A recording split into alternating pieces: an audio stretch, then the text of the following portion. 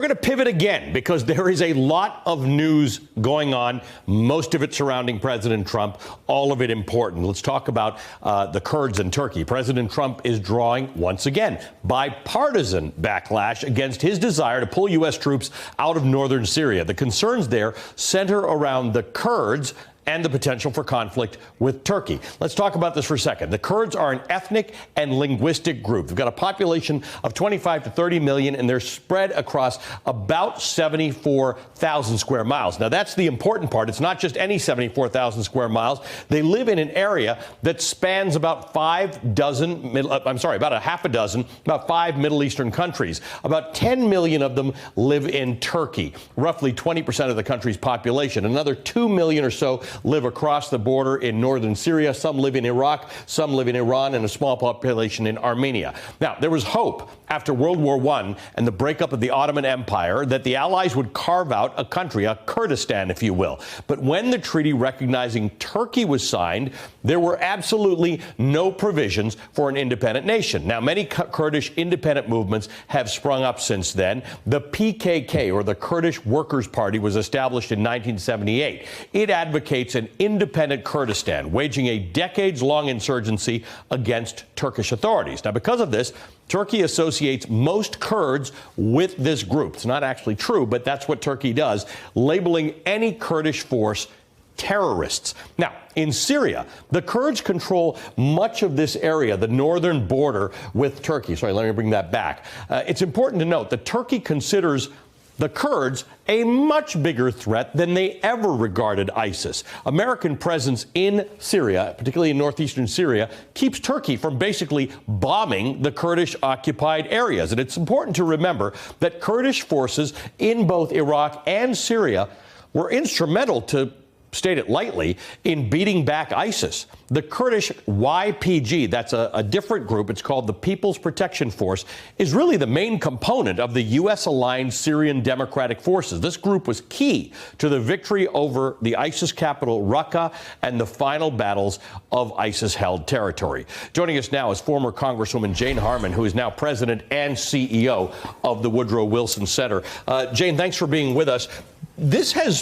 This move by Donald Trump to suggest, after a phone call once again with the Turkish president, has alarmed people on all sides, saying we really depended on the Kurds in this fight that Donald Trump likes to claim has his own over ISIS.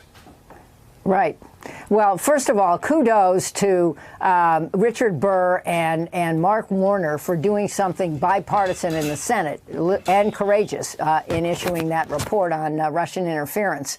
That's one point. You're right on this. Your history lesson, Allie, as always, is very informative. And the sad part is the tweet from Donald Trump came at 11 p.m.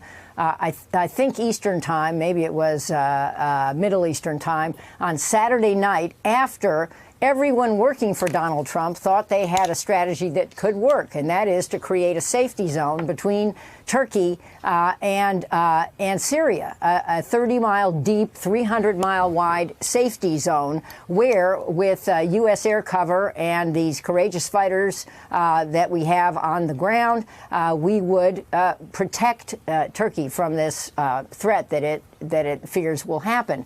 That was the much better outcome. Without consulting anyone, the president went rogue.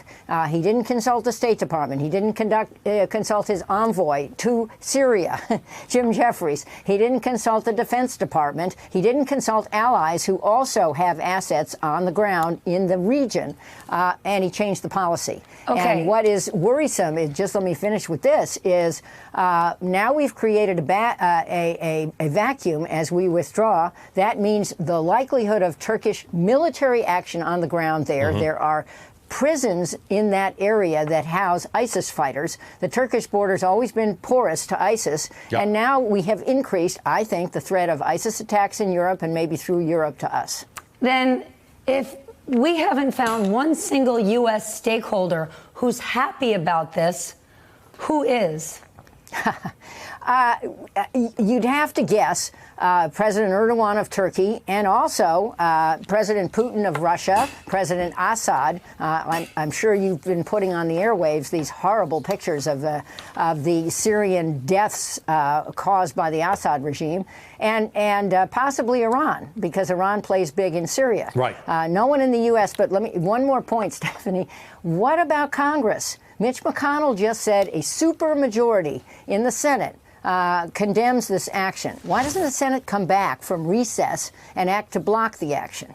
Okay, then if Erdogan likes this, we need to remind our audience, do you know who else Erdogan likes? The Trumps. Back in 2012, Ivanka Trump sent out a tweet thanking Erdogan for attending the celebration when they built Trump Towers in Istanbul. The president spoke about Trump Towers in Istanbul in an interview he did with Breitbart News, oddly enough, with Steve Bannon back in 2015. Let's take a look. If you're elected president in prosecuting the war, what do you do with Turkey? Is Turkey a reliable partner? I know they're a NATO ally. Are they a reliable partner?